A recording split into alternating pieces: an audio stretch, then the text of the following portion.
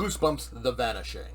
Season 2 of Goosebumps has zero connection to Season 1, which, not necessarily a bad thing.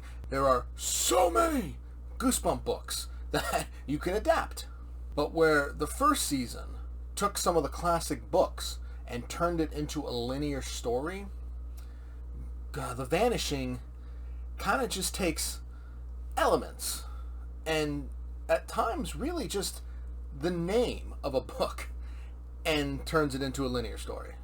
I feel like in The Vanishing, they don't really lean that much into the books. They only use the name, they only use the titles of some of the books, a few little pieces of elements here and there, but they took more liberties this season with them than they did the first.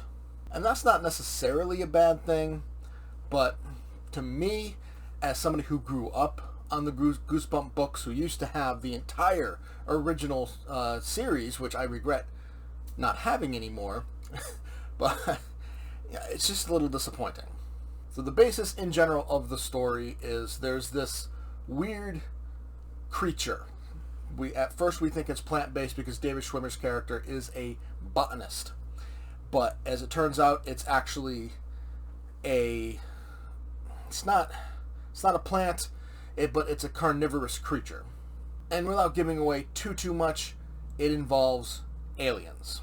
I think everybody does a decent job, especially David Schwimmer, who is our main adult, though he really just pretty much plays the same character as Justin Long did in the first season, only instead of a writer, I believe he was a writer in the first season, he's a botanist, and he makes just really lame plant-based jokes.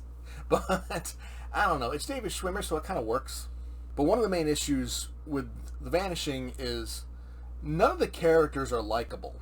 At least to me. Like, all of these characters are just people. And it's just, as the episodes went along, I just didn't like these characters more and more. And when the final episode hits, it's like, I don't care what happens to these characters. They could live, they could die. It's like, whatever. And really, the only other main issue I had with this was the final episode where it's just like, oh, we just have to do this. And they did it, and it was over. Problem solved. So I feel like they rushed the ending, which it's like, whatever. But in general, ultimately, Goosebumps The Vanishing, it's enjoyable. You know, it's fun. The little bit they do bring to life from the books, it's fun to see it come to life. But I don't know, I feel like the first season was better. The story is decent enough to keep you intrigued and wanting more.